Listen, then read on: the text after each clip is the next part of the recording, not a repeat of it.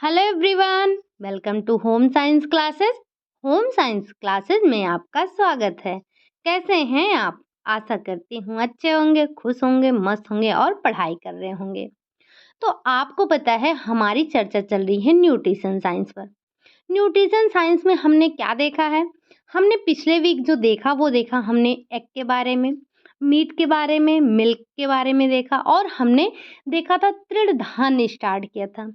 तृण धान्य में हमने क्या देखा था? तृण धान्य में हमने चर्चा किया था राइस पर। चावल चावल से जो भी इम्पोर्टेंट क्वेश्चन बन सकते थे मैंने आपको वो पॉइंट टू पॉइंट नोट करवाए थे। आज उसी में हम लोग पढ़ने वाले हैं व्हीट के बारे में। मतलब आज हम पढ़ेंगे गेहूं के बारे में। तो गेहूं के जैसे हमने चावल के पोषक तत्व देखे थे वैसे हमें गेहूं के भी पोषक तत्व देखने हैं। बाकी सारी चर्चाएं इस पे भी हमें वैसे ही करनी है क्योंकि यहाँ से भी क्वेश्चन पूछे जाते हैं। तो चलिए देखते हैं, सबसे पहले हम गेहूं के बारे में जान लेते हैं। तो सबसे पहला आपका आ जाता है कि खाद्यान्न के रूप में गेहूं का उपयोग संसार के प्रत्येक देश में व्यापक रूप से किया जाता है। मतलब ऐसा नहीं है कि जो गेहूं है, गेहूं को कुछ ही देशों में प्रयोग किया जाता है या पूरे विश्व में। अब विश्व के जो प्रत्येक देश हैं सभी देशों में इसका उपयोग व्यापक रूप से किया जाता है। व्यापक का मतलब बड़े स्तर पर किया जाता है क्योंकि इसमें ग्लाइडिन और गुलेटेनिल नामक प्रोटीन पर्याप्त मात्रा में उपस्थित होता है। कौन कौन सा? एक आपका ग्लाइडिन होता है, दूसरा आपका गुलेटेनिल होता है। ये दो प्रोटीन जो पाए जाते हैं वो पाए जाते हैं आपके गेहूं में। अब आप कमेंट करके बताएंगे कि चावल में पाया जाने वाला कौन सा प्रोटीन होता है, क्योंकि हमने अभी सैटरडे को ही चावल के बारे में पढ़ा था। तो आप चीज़ों को रिलेट करते हुए पढ़ा कीजिए। जैसे हम अभी चावल पढ़ रहे हैं, अभी हम गेहूं पढ़ रहे हैं तो हम इसमें गेहूं के प्रोटीन के बारे में पढ़ रहे हैं। जो भी पोषक तत्व है उनके बारे में आज चर्चा करेंगे। तो आपको साथ ही साथ में जो आपने चावल के बारे में पढ़ा है, जिन प्रोटीन का जो आपका एग का है, मीट का है, मिल्क का, जो भी मेन प्रोटीन है उनको साथ में रिलेट करते हुए चलिएगा।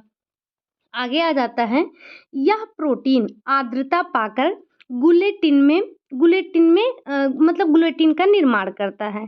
तो क्या जब ये दोनों प्रोटीन कौन सा, ग्लाइडिन और गुलेटिनिल जो होते हैं, जब इनको आर्द्रता मिलती है तो ये प्रोटीन जो होते हैं आर्द्रता पाकर किस में बदल जाते हैं? तो ये बदल जाते हैं आपके गुलेटिन में बदल जाते हैं।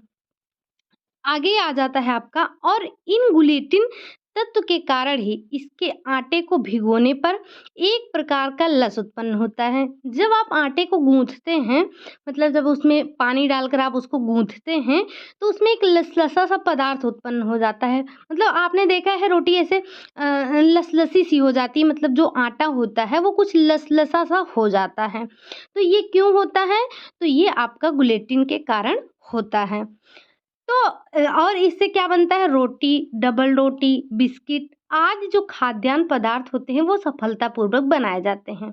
अगर आपका आटा चिपचिपा ना हो और वो एक दूसरे से चिपके ना हो तो कैसे आप उनकी रोटियां बनाएंगे, कैसे चपाती बनाएंगे, कैसे डबल रोटी, बिस्किट वगैरह कैसे बनाएंगे? चपाती या डबल रोटी बनाने की दृष्टि से तो सर्वोत्तम खाद्यान्न है जो आपका आटा होता है। ये चपाती मतलब कि जिसे हम रोटी कहते हैं, या डबल रोटी बनाने की दृष्टि से सबसे सर्वोत्तम क्या होता है? ये खाद्यान्न होता है। आगे आपको क्या ध्यान रखना है कि गेहूं के अंकुर का तेल विटामिन ई की प्राप्ति का स्रोत होता है। मतलब कि आपको गेहूं में विटामिन ई कैसे प्राप्त होगा? तो गेहूं के अंकुर का जो तेल होता है वो विटामिन ई की प्राप्ति का सर्वोत्तम स्रोत होता है। गेहूं में गेहूं में ग्लोब्यूमिन, ल्यूकोजिन, एक प्रकार का ग्लोब्यूलिन, एडेस्टीन तथा एक प्रकार का प्रोटियोस नामक प्रोटीन भी मिलता है। इसका मुख्य प्रोटीन हमने पहले क्या देखा? जो हमारे इसके मुख्य प्रोटीन हैं वो दो हैं। कौन से?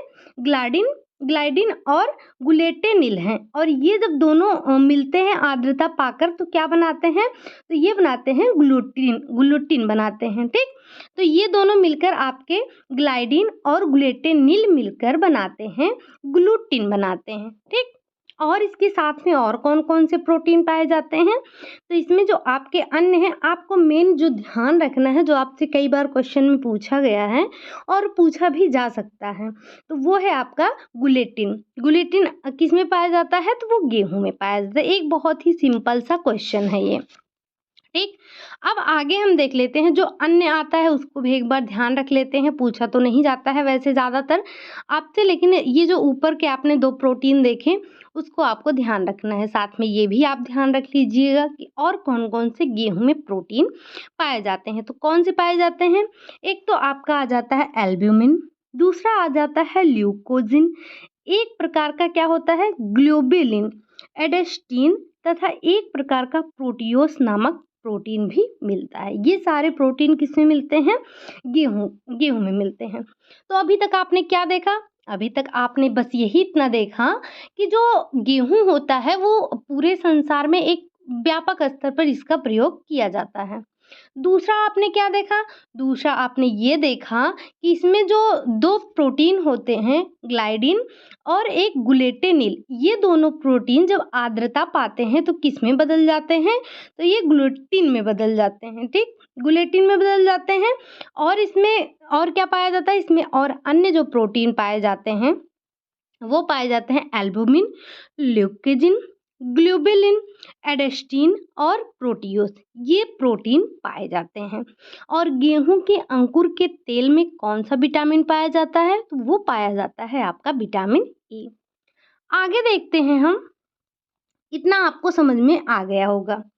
अब हम देख लेते हैं गेहूं की संरचना के बारे में बात कर लेते हैं कि गेहूं की संरचना कैसी होती है। जब हमने चावल के बारे में पढ़ा था तो हमने चावल की संरचना के बारे में चर्चा किया था। तो जिस प्रकार से हमने चावल की संरचना के बारे में चर्चा किया था, वैसे हमें गेहूं की संरचना के बारे में भी चर्चा करना है। तो गेहूं की जो संरचना होती है इसमें भी 3 परतें पाई जाती हैं। एक तो आपका हो जाता है बाह्य भाग, जिसे हम पेरिकार्प कहते हैं। दूसरा आपका आ जाता है मध्य भाग, जिसे हम एंडोस्पर्म कहते हैं। और तीसरा आपका आ जाता है आंतरिक या भ्रूण, जिसे हम क्या कहते हैं? एम्ब्रियो बोलते हैं। तो क्या क्या होता है? ये होता है आपका पेरिकार्प, एंडोस्पर्म और एम्ब्रियो। यही तीनों आपने पढ़ा था किसमें? यही 3 आपने पढ़ा था चावल में भी। ठीक, तो ये तीनों पॉइंट आपको ध्यान रखना है। 3 भाग होते हैं। कौन कौन से? आपके हो जाता है एक तो पेरिकार्प, दूसरा हो जाता है एंडोस्पर्म और तीसरा हो जाता है एम्ब्रियो। बस इन्हीं तीनों भागों को आपको ध्यान रखना है। आगे आ जाता है गेहूं के उत्पाद, मतलब गेहूं से और क्या क्या बनाए जाते हैं।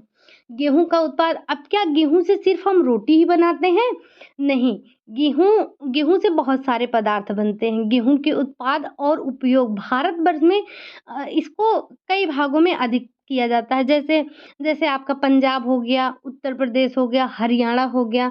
गेहूं का उपयोग कई प्रकार से किया जाता है। मतलब जो भोज्य पदार्थ बनते हैं वो कौन कौन से होते हैं? सबसे पहले तो आपका आ जाता है गेहूं का आटा। गेहूं का आटा क्या होता है? तो गेहूं को मतलब चक्की से पीसने के कारण कुछ पौष्टिक तत्व और विटामिन भी नष्ट हो जाते हैं। ये आपको पॉइंट ध्यान रखना है। बाकी आपको क्या पता है कि गेहूं को मशीन में पीसकर कैसे बनाया जाता है? तो आटे के रूप में बनाया जाता है। बिजली की चक्की से इस आटे को पीसने से क्या होता है कि इसके जो पौष्टिक तत्व होते हैं और जो विटामिन बी1 होता है, ये क्या हो जाता है? ये नष्ट हो जाता है। इसमें आपको और क्या ध्यान रखना है? और आपके जो ये हाथ की चक्की का उपयोग हमारे देश में पहले हुआ करता था। आपको पता है उसको क्या बोलते हैं? चकिया सा होता है, ऐसे गोल सा होता है, उसपे एक ऐसे हैंडल सी लगी होती है और यहाँ से गेहूँ डाला जाता है, जो हाथ से पीसा जाता था। वो जो चक्की होती थी, बहुत पहले उसका प्रयोग होता था। आजकल गाँव में इसका उपयोग नहीं किया जाता है, आपको पता है। ठीक? अब आगे क्या है? आगे आपका मैदा आ जाता है। एक तो हमने देख लिया गेहूँ से क्या बनता है? आटा बनता है। दूसरा क्या, जो मैदा बनता है, जो हम मैदे को खाते हैं, वो क्या होता है? वो आपका वो भी गेहूँ से ही बनता है। तो गेहूँ को मशीन में पीसकर और उसको छानकर उसकी भूसी जो होती है उसको अलग कर देते हैं। जो उससे भूसी को अलग करने पर जो पदार्थ बचता है वही आपका हो जाता है मैदा। मैदा को तैयार करने में जो भ्रूण और भूसी जो होते हैं वो नष्ट हो जाते हैं। इन इसमें जो पौष्टिक तत्व होते हैं, सर्वाधिक जो पौष्टिक तत्व नष्ट होते हैं वो इसी से होते हैं। किससे होते हैं? मैदे से होते हैं। और आपको पता है कि मैदे से क्या-क्या बनाया जाता है? मैदे से आजकल हम ज़्यादातर मैदा ही तो खाते हैं। उससे क्या बनता है? जैसे ब्रेड बन गया, केक बन गया, पेस्ट्री बन गया, मठरी बन गया, कुलचे, भटूरे, समोसे, कचौड़ी, पकौड़ी, मतलब जो भी चीज़ें आप देखेंगे ज़्यादातर किससे बनते हैं? ज़्यादातर वो आपके मैदे से ही बनते हैं। अगला आ जाता है आपका सूजी। पौष्टिक घटक आटे के समान होता है। अब सूजी क्या होता है? तो यह जो सूजी होता है, यह बहुत सख्त किस्म के गेहूँ से बनाया जाता है। इसका भोज्य घटक गेहूँ के समान होता है, ये आपने देख लिया। लेकिन जो इसमें विटामिन बी1 होती है, इसकी कुछ मात्रा नष्ट हो जाती है। सूजी का उपयोग कैसे किया जाता है? सूजी का उपयोग ज़्यादातर आपको पता होगा, किसमें? जैसे हलवा बनाने में हो गया, इडली बनाने में हो गया और मिठाइयाँ बनाने में, कई प्रकार की मिठाइयों में भी सूजी का प्रयोग किया जाता है, ये आपको पता होगा। आगे अब हम देख लेते हैं दलिया। हमने गेहूँ, आटा और मैदा के बारे में चर्चा कर लिया, मतलब गेहूँ का आटा, मैदा और सूजी। अब हम देखते हैं ये दलिया क्या होता है? दलिया किससे बनाया जाता है? तो दलिया भी आपका गेहूँ से ही बनाया जाता है। इसमें रेशा, विटामिन बी1 और सभी खनिज प्रचुर मात्रा में होते हैं। प्रोटीन की दृष्टि से यह बहुत अच्छा होता है। मतलब जो भी हमने देखा, चाहे वो आटा हो, चाहे वो मैदा हो, चाहे वो सूजी हो, तो इन चारों में सबसे ज़्यादा पौष्टिक तत्व किसमें पाए जाते हैं? वो पाए जाते हैं आपके दलिया में। दलिया क्या होता है? ये जो है इसमें जो इसका पोषक मूल्य होता है, पोषण मूल्य होता है, वो आटे के बराबर होता है। तो मतलब अगर आप रोटी नहीं खाते हैं, अगर सिर्फ़ दलिया ही खाते हैं, तब भी आपको सारे पौष्टिक तत्व मिल जाते हैं। आगे क्या आ जाता है? ये तो थे हमारे गेहूँ से बनने वाले जो भी भोज्य पदार्थ थे, मतलब जो भी गेहूँ का अन्य भोज्य पदार्थ बनाने में उपयोग किया जाता है, इन्हीं सब चीज़ों का किया जाता है। अब आगे आ जाता है आपका गेहूँ का पोषण मूल्य। हमने देखा था चावल के पोषण मूल्य के बारे में भी चर्चा किया था। तो जिस तरह से हमने गेहूँ के चावल के पोषण मूल्य, मतलब प्रोटीन हो गया, फैट हो गया, कार्बोहाइड्रेट हो गया, मिनरल्स हो गए, इन सब को देखा था, वैसे ही हमें पता होनी चाहिए कि गेहूँ में कौन-कौन से प्रोटीन, विटामिन, खनिज लवण, वसा, कार्बोज, ये सब चीज़ें पाई जाती हैं। तो सबसे पहले आपको क्या ध्यान रखना है कि एक स्वस्थ प्रौढ़ व्यक्ति प्रतिदिन 250 से 300 ग्राम गेहूं का उपयोग, चाहे वो आटा हो, सूजी, दलिया, मैदा या अन्य रूप में करता है। मतलब जो एक स्वस्थ प्रौढ़ व्यक्ति होता है, वो एक दिन में 250 से 300 ग्राम गेहूं का उपयोग कर लेता है। अब चाहे वो दलिए के रूप में करे, आटे के रूप में करे, सूजी या मैदा किसी भी रूप में कर सकता है, जिससे उसे कुल आवश्यकता का 1/3 भाग कैलोरी तथा 50% प्रोटीन प्राप्त हो जाता है। कितना? 1/3 भाग कैलोरी और 50% प्रोटीन प्राप्त हो जाता है। किससे? जो एक व्यक्ति गेहूँ, मतलब गेहूँ क्या, जो गेहूँ से बने भोज्य पदार्थ को एक दिन में ग्रहण करता है। अब आगे आ जाता है प्रोटीन। कौन सा प्रोटीन पाया जाता है, ये हमें पता होना चाहिए। तो गेहूँ में कौन-कौन सा प्रोटीन पाया जाता है? कल जब हमने चावल के बारे में चर्चा किया था, तो वहाँ भी हमने प्रोटीन पर चर्चा किया था। तो हमने बताया था आपको कि जो चावल में मुख्य प्रोटीन पाया जाता है, वो पाया जाता है ग्लूटेलिन पाया जाता है। अब आपको ये देखना है कि गेहूँ में कौन-कौन से प्रोटीन पाए जाते हैं। तो गेहूँ में सबसे पहले आपको ध्यान रखना है कि 9 से 12% तक प्रोटीन पाया जाता है। गेहूँ में पाई जाने वाली प्रोटीन को ग्लूटीन कहते हैं। ये पॉइंट आपको ध्यान रखना है कि क्या बोलते हैं उसे? ग्लूटीन बोलते हैं। आगे है आपका ग्लूटीन की मात्रा गेहूँ की किस्म पर निर्भर करती है। मतलब किस प्रकार का गेहूँ है, जिस प्रकार का, मतलब अच्छे किस्म का होगा तो उसमें अच्छी मात्रा में प्रोटीन पाया जाएगा। अगर उसमें, क्योंकि आपको देखना है यहाँ से 9 से 12% तक प्रोटीन पाया जाता है। अगर गेहूँ की किस्म सख्त किस्म का गेहूँ है तो उसमें 10% प्रोटीन अधिक पाया जाएगा। इसी प्रकार के गेहूँ से बने मैदे का उपयोग ब्रेड बनाने में किया जाता है। जो मुलायम किस्म के गेहूँ होते हैं उसमें 10% से कम पाई जाती है क्या आपके ग्लूटेन की मात्रा। तो अगर सख्त गेहूँ है तो उसमें कितना पाया जाएगा? सख्त गेहूँ में पाया जाएगा 10% अधिक और जो मुलायम किस्म की गेहूँ होती हैं उसमें 10% कम पाया जाता है। आगे आपको ध्यान रखना है कि गेहूँ का प्रोटीन अपूर्ण प्रोटीन होता है। क्या होता है? जो गेहूँ का प्रोटीन होता है वो अपूर्ण प्रोटीन होता है। आपने देखा था कि चावल का प्रोटीन जो होता है वो भी आपका अपूर्ण प्रोटीन होता है। क्यों? क्योंकि उसमें लाइसिन और थ्रियोनीन अमीनो अम्ल का अभाव पाया जाता है। तो आपको क्या ध्यान रखना है कि उसमें लाइसिन और थ्रियोनीन का जो आवश्यक अमीनो अम्ल था उसका अभाव पाया जाता है। तो सेम यहाँ भी है कि जो गेहूँ का प्रोटीन है ये भी अपूर्ण प्रोटीन होता है। क्यों? क्योंकि इसमें आवश्यक अमीनो अम्ल उपस्थित नहीं होते हैं। विशेषकर लाइसिन और थ्रियोनीन का सख्त अभाव होता है। आप गेहूँ और चावल को अगर रिलेट करते चलेंगे तो आपको चीज़ें लगभग सेम मिलने वाली हैं। तो जब आप दोनों को कंबाइन करके पढ़ेंगे, दोनों को साथ में रख के देखेंगे तो आपको चीज़ें आसान लगेंगी और जल्दी याद हो जाएँगी और भूलेंगे भी नहीं। तो आपको जो भी पढ़ाया जाता है उसको अगर आपको बोला जाता है कि हमने ये पिछली क्लास में आपको बताया था, अगर कमेंट करना है तो कमेंट करके बता दीजिए। जैसे मैं जब भी पढ़ाती हूँ और अमीनो अम्ल का बात आता है तो मैं आपको बोलती हूँ कि जो आपके आवश्यक हमने जो आवश्यक अमीनो अम्ल देखे थे, अगर आपको याद है तो उसको कमेंट बॉक्स में कमेंट कीजिए कि जो आपके 10 आवश्यक अमीनो अम्ल हैं वो कौन-कौन से हैं। अगर आपको नहीं याद आ रहा है तो आप अपनी नोट्स खोलिए और वहाँ से देख के आप कमेंट कर सकते हैं, इससे आपको याद भी हो जाएगा। अगर आपने नोट्स नहीं बनाए हैं तो न्यूट्रिशन साइंस की दूसरी क्लास देख लीजिए, शायद से दूसरी ही क्लास में हमने अमीनो अम्ल के बारे में चर्चा किया है। दूसरी या तीसरी जो भी होगी आप एक बार देख लेंगे तो आपको वहाँ से पता चल जाएगा। ठीक? तो इसमें जो आपका गेहूँ होता है ये आपका अपूर्ण प्रोटीन क्यों होता है?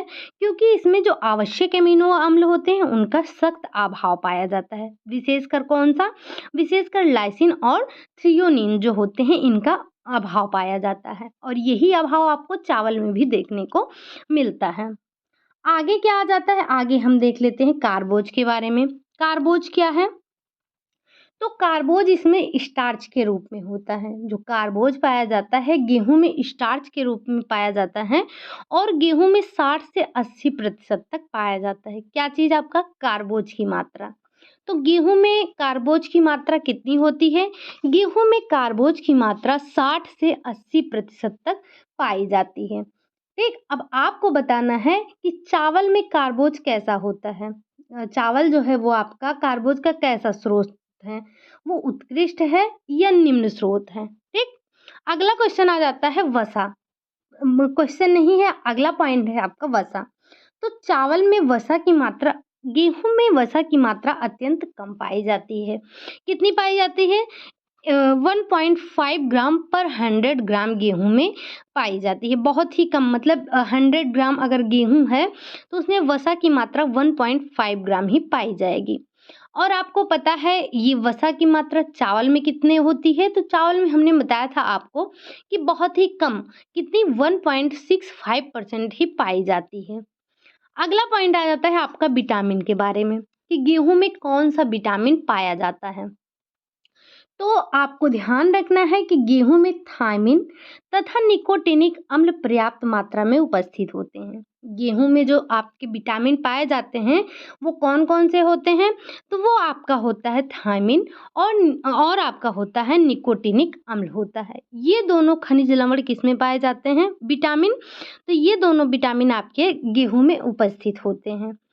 आगे, लेकिन मशीन से अगर पिसवाते हैं इसको, जब हम मशीन से पिसवाने के कारण घर्षण और ताप के कारण बहुत अधिक मात्रा में इन विटामिनों का नाश हो जाता है। क्योंकि आपने देखा जब आटे को पीसा जाता है, मतलब जब गेहूं को पीसकर आटा बनाया जाता है तो उसमें जो विटामिन उपस्थित होते हैं वो नष्ट हो जाते हैं। विशेषकर मैदे में थायमीन का नाश सर्वाधिक होता है। जो आटा होता है उसमें तो कम नाश होता है, मतलब उसमें कम विटामिन जो है खराब होता है। लेकिन जो आपका मैदा बनाया जाता है, मैदे में विटामिन जो थायमिन विटामिन होता है, इसका सबसे ज़्यादा नाश होता है। अब आप बताएँगे कि चावल में हमने कौन-सा विटामिन देखा था? चावल में पाए जाने वाला विटामिन कौन-सा है जो भरपूर मात्रा में पाया जाता है? जैसे हमने गेहूँ में देखा है। नेक्स्ट आपका आ जाता है खनिज लवण। खनिज लवण गेहूँ में कौन-कौन से पाए जाते हैं? तो आपने सबसे पहले आपको ध्यान रखने लेना है कि चावल। तो चावल में खनिज लवण बहुत कम पाया जाता है। जैसे इसमें जो खाद्यान्न की अपेक्षा अन्य जो खाद्यान्न होते हैं उनकी अपेक्षा चावल में कैल्शियम जो होता है, फास्फोरस जो होता है, पोटेशियम, सोडियम, आयरन ये सब बहुत ही अल्प मात्रा में पाए जाते हैं। तो वही हाल आपका गेहूँ में है। गेहूँ में क्या होता है? गेहूँ में जो खनिज लवण होते हैं उसमें गेहूँ में फास्फोरस, कैल्शियम और लौह लवण उपस्थित होते हैं। मैदा तथा सूजी में खनिज लवणों की मात्रा 50% तक कम हो जाती है। मतलब जो मैदा और सूजी होते हैं उनमें जो खनिज लवण पाए जाते हैं उनकी मात्रा 50% तक कम हो जाती है। लेकिन आपको पता है जो दलिया होता है और जो आटा होता है इसमें जो है आपके विटामिन, मिनरल्स ये सब काफ़ी बचे रहते हैं। लेकिन आटा भी जो हम चक्की से पिसवाते हैं, मशीन से पिसवाते हैं, उसमें काफ़ी ज़्यादा नष्ट हो जाते हैं। अब आपको नीचे दिया गया है, नीचे क्या दिया गया है कि गेहूँ में पौष्टिक तत्वों की मात्रा प्रति 100 ग्राम में देखना है आपको। तो आपको सबसे पहले गेहूँ और आटा हमने बताया था आपको कि गेहूँ प्लस आटा, यहाँ पे आपको दलिया ध्यान रख लेना है, चाहे वो दलिया हो सकता है या गेहूँ का आटा जो है, उसमें कितना क्या पाया जाता है। जैसे 100 ग्राम अगर गेहूँ है, गेहूँ का आटा है तो उसमें कार्बोज कितना ग्राम होगा? तो उसमें कार्बोज आपका पाया जाएगा 71.2 ग्राम पाया जाएगा और सूजी में कार्बोज जो पाया जाएगा आपका कार्बोज वो 74.6 पाया जाएगा और जो मैदे में पाया जाएगा वो 74.6 पाया जाएगा। वैसे ही आपको देखना है अगर 100 ग्राम गेहूँ है तो उसमें प्रोटीन की मात्रा जो होगी वो 12 ग्राम होगी और सूजी में जो मात्रा होगी वो 10.4 ग्राम होगी, मैदे में 10.2 ग्राम होगी। ऐसे ही फैट भी है आपका, तो गेहूँ के आटे में फैट की मात्रा 1.5 ग्राम होगी और सूजी में फैट की मात्रा जो है वो 0.8 होगी और मैदे में भी 0.8 ग्राम होगी। साथ में ही कैल्शियम कितना होगा? तो गेहूँ का आटा जो है उसमें 0.05 ग्राम होगा और सूजी में आपका 0.01% होगा, सॉरी ग्राम होगा, परसेंट नहीं। और फिर मैदे में जो कैल्शियम पाया जाएगा वो आपका 0.01 ग्राम पाया जाएगा, ये मैदे में भी। तो आप देख रहे हैं मैदे का और सूजी का सेम सेम चल रहा है, लगभग सेम ही चल रहा है। फास्फोरस कितना पाया जाता है? तो फास्फोरस जो गेहूँ के आटे में पाया जाएगा वो 0.330 पाया जाएगा और सूजी में कितना पाया जाएगा? तो 0.102 पाया जाएगा। मैदे में 0.106 पाया जाएगा ग्राम। आयरन कितना पाया जाएगा? तो गेहूँ में पाया जाएगा 5.3, सूजी में पाया जाएगा 1.5 और मैदे में पाया जाएगा 1.5। थायमिन आपका कितना पाया जाएगा? तो थायमिन की मात्रा पाई जाएगी 0.54, 0.12 सूजी में पाई जाएगी, मैदे में 0.12 पाई जाएगी। बचा आपका निकोटिनिक अम्ल, क्योंकि हमने देखा था गेहूं में थायमिन और निकोटिनिक अम्ल ही पाए जाते हैं। और लास्ट में हमने ये भी चर्चा किया था जो मिनरल्स होते हैं उसमें क्या होता है आपका कैल्शियम, फास्फोरस और जो लौह लवण होते हैं ये उपस्थित होते हैं। तो निकोटिनिक अम्ल की जो मात्रा है वो गेहूं के आटे में होगी 5 ग्राम मिलीग्राम होगी। ये ग्राम और मिलीग्राम का देखिएगा एक बार। और जो आपका सूजी में होगा वो 1.2 मिलीग्राम होगा और जो मैदे में होगा वो 1.2 मिलीग्राम होगा। तो ये हमने देख लिया कि जो हमारे मैदे से गेहूं से बने जो हमारे खाद्य पदार्थ हैं, चाहे वो गेहूं हो गया, चाहे वो सूजी हुआ, चाहे वो मैदा हुआ, तो इन सब में किस प्रकार से न्यूट्रिएंट कितने कितने पाए जाते हैं, तो ये हमने पूरा एक बार में देख लिया। बस यही इतना हमें अपने गेहूं के बारे में जानना है। यहीं से आपको अगर क्वेश्चन पूछा जाएगा तो बस यहीं से आपको लिए क्वेश्चन बन जाएगा। अगर आपने चावल की क्लास अच्छे से देखी होगी, आपने देखा होगा, अगर आप दोनों का कंपेयर करेंगे ये तालिका का नहीं, जो हमने अभी तालिका देखी, इस तालिका की बात मैं नहीं कर रही हूँ। बाकी अगर आप देखेंगे पोषक तत्व के बारे में चर्चा करेंगे। अगर आप विटामिन के बारे में चर्चा करेंगे, मतलब जो आपकी पोषक तत्व हैं, पोषक तत्व में आप अगर विटामिन के बारे में चर्चा करेंगे, कार्बोहाइड्रेट के बारे में चर्चा करेंगे, वसा, विटामिन, मिनरल्स, इन सब के बारे में चर्चा करेंगे, तो लगभग चीज़ें सेम ही पाई जाती हैं गेहूँ और चावल में। कुछ एंजाइम्स अलग हैं, कुछ विटामिन्स आपको लगभग वही हैं सारे विटामिन, और आपको जो खनिज लवण ध्यान में रखने हैं वो भी लगभग हैं, मिलते-जुलते हैं। तो अगर आप चीज़ों को एक साथ रिलेट करके पढ़ेंगे तो आसान हो जाएगा। क्यों? क्योंकि आपका गेहूँ और चावल लगभग सेम ही है। तो आपको गेहूँ में सबसे एक पॉइंट सबसे मेन है जो आपको ध्यान रखना है, गेहूँ में पाया जाने वाला जो प्रोटीन होता है वो क्या होता है? ग्लूटीन होता है आपका, ठीक? ये आपको ध्यान रखना है। आगे आप क्या ध्यान रखेंगे? बस आपको यही इतना ध्यान रखना है, बहुत ज़्यादा यहाँ से क्वेश्चन नहीं बनता है। तो बस आज के लिए यही इतना रखेंगे। अब हमने अपने तृण धान्य में देख लिया है, किसके बारे में? गेहूँ के बारे में, और हमने चावल के बारे में भी देख लिया है। बाकी आपको जो यहाँ से क्वेश्चन बनने थे वो यहीं से बनते हैं। आपका मक्का हो जाता है। मक्का जो आपके ज़्यादातर क्वेश्चन पूछे जाते हैं, जहाँ से आपके क्वेश्चन बनते हैं, यही प्रोटीन से ही बनते हैं। तो प्रोटीन, जब हमने प्रोटीन का चैप्टर डिस्कस किया था तब वहाँ पे हमने आपको बताया था कि मक्के में पाया जाने वाला प्रोटीन कौन सा होता है। आप लोग कमेंट करके बताएंगे कि मक्के में पाया जाने वाला प्रोटीन कौन सा होता है। आप में से सभी को कमेंट करना है, क्योंकि ये बहुत इम्पॉर्टेंट है और कई बार पूछा गया है। सिर्फ न्यूट्रिशन साइंस में ही नहीं, बल्कि आपको ये टेक्सटाइल में भी मक्के के बारे में पढ़ने को मिलेगा। मतलब कि मक्के के प्रोटीन का नाम आपको वहाँ भी ध्यान रखना है, क्योंकि वहाँ से आपके रेशे तैयार होते हैं। जो मक्के के प्रोटीन से रेशा तैयार होता है उसके बारे में भी हमें पढ़ना है। तो आप बताएंगे कि जो आपका मक्के में प्रोटीन पाया जाता है वो कौन सा प्रोटीन होता है। हमने आपको इसे स्टार्टिंग में ही बताई थी। अगर नहीं बताएंगे तो हम भी इसको नहीं बताएंगे। अगर आपको कमेंट में जो भी आता, अगर नहीं आ रहा है तो आप कमेंट करके पूछ सकते हैं कि यह हमें नहीं आ रहा है, तो मैं वहाँ पे आपको बता दूंगी कि मक्के के प्रोटीन को क्या कहते हैं। अगर नहीं आपको पूछना है तो आप जाइए प्रोटीन की क्लास में, देखिए वहाँ पे हमने आपको बताया है मक्के में, सोयाबीन में, और हमने दूध में, बाकी कई प्रोटीन के बारे में हमने वहाँ पर चर्चा किया था। तो चलिए बस आज के लिए यही इतना रखते हैं। ये वीडियो आपको कैसा लगा? आजकल पता नहीं यूट्यूब को क्या हो गया है, नोटिफिकेशन भी नहीं भेज रहा है, इम्प्रेशन भी नहीं भेज रहा है, किसी के पास जा ही नहीं रहा है। तो अगर आप लोगों तक ये वीडियो पहुंच रहा है तो आप लोग जिसके पास हो सके, जो भी आपका ग्रुप है, जिसको इस कंटेंट की ज़रूरत है उसके पास ज़रूर शेयर कीजिए, क्योंकि यूट्यूब को पता नहीं क्या हो गया है कि वो नोटिफिकेशन तक नहीं भेज रहा है। मुझे कमेंट भी आया था कि नोटिफिकेशन नहीं पहुंच रहा है।